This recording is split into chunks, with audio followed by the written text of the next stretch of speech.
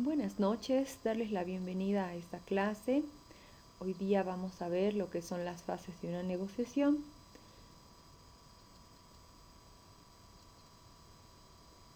Es importante comprender los pasos o el flujo común de una negociación para entender cómo es probable que evolucionen las negociaciones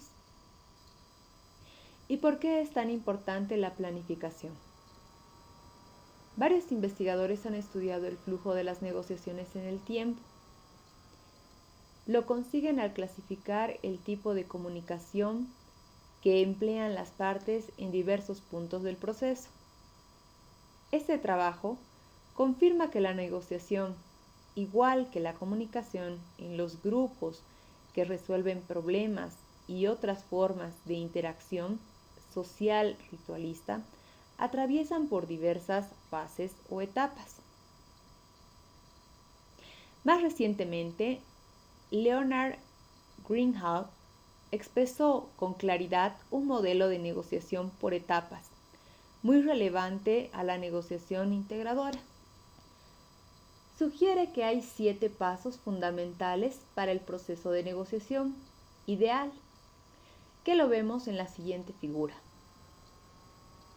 La primera fase, la preparación. Segunda fase, establecimiento de la relación. Tercera fase, recopilación de la información. Cuarta fase, utilización de la información. Quinta fase, ofrecimiento. Sexta fase, cierre del acuerdo. Fase séptima, instrumentación del acuerdo.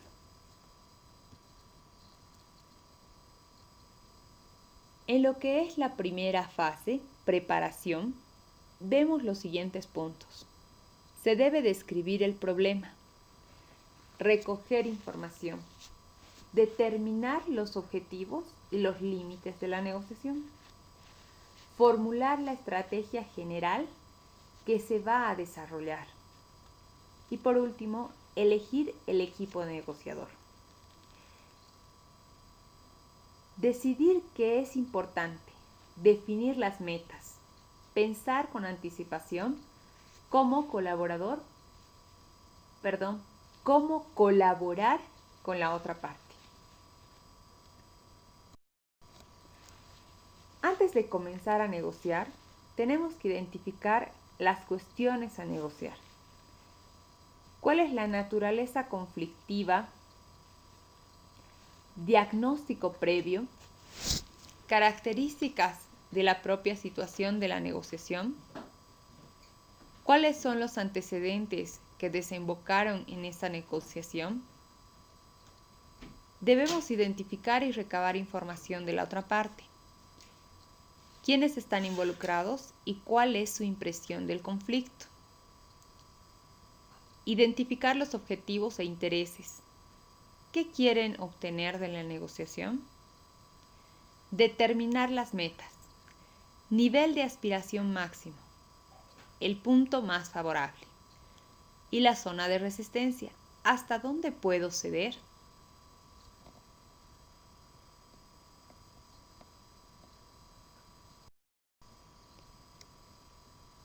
En la segunda fase, vemos el desarrollo de la relación, que es conocer a la otra parte, comprender sus semejanzas y diferencias, establecer un compromiso para lograr un conjunto de resultados mutuamente provechosos. Greenhalgh afirma que esta etapa es muy importante para avanzar satisfactoriamente a las siguientes.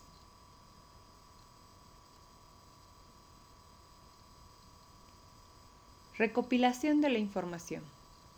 Esta es nuestra tercera fase.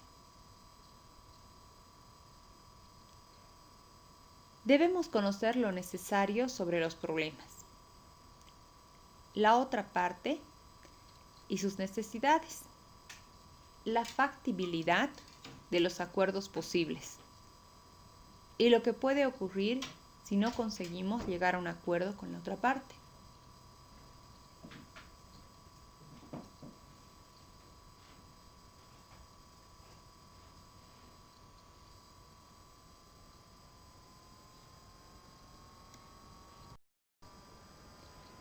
Utilización de la información.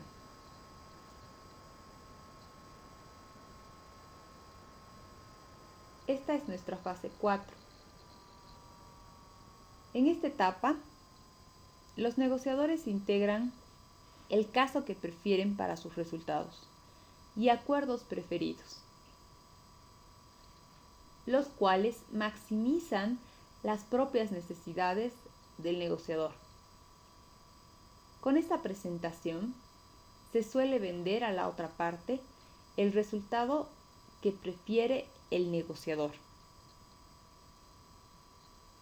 Fase 5. Ofrecimiento. El proceso de pasar de una posición inicial ideal al resultado real. El ofrecimiento es el proceso mediante el cual cada parte plantea su oferta inicial y después se acerca hasta un punto intermedio. Describimos este proceso extensamente más adelante.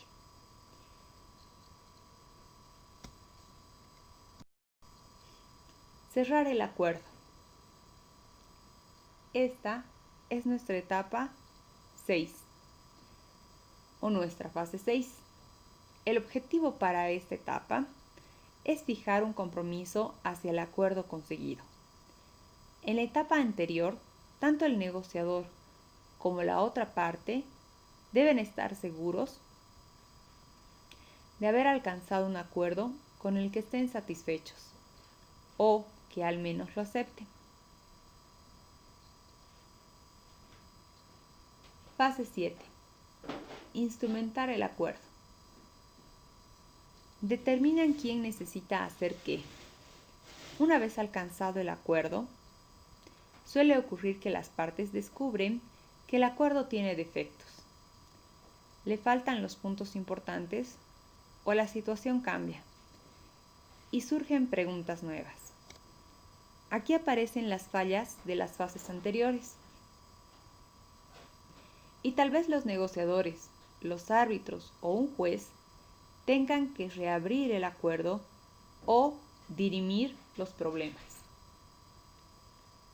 Graham afirma que este modelo es muy prescriptivo, es decir, es el modo en que las personas deben negociar y definen con firmeza por qué debe ser así. Sin embargo, un examen de la práctica real de los negociadores demuestra que con frecuencia se desvía de este modelo y que hay diferencias en su práctica, de acuerdo a la cultura nacional. Por ejemplo, los negociadores estadounidenses suelen considerar el proceso más en términos de ganar-perder o distributivos. No se esfuerzan por el desarrollo o la planificación y se van directamente al ofrecimiento, al cierre y a la instrumentación. En cambio, los negociadores asiáticos dedican mucho tiempo al desarrollo de la relación y reducen los pasos hacia la conclusión del proceso de la negociación.